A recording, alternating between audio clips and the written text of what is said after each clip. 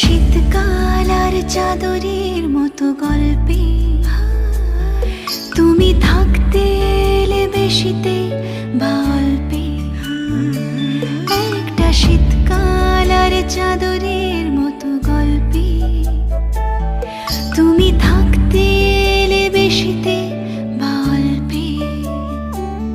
রোজই ফুটিয়ে গেলে ফুল কিংবা আলপিন, ভাবছি যাকে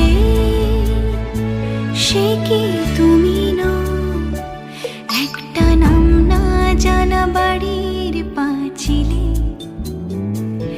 জানি দেখা না দিয়ে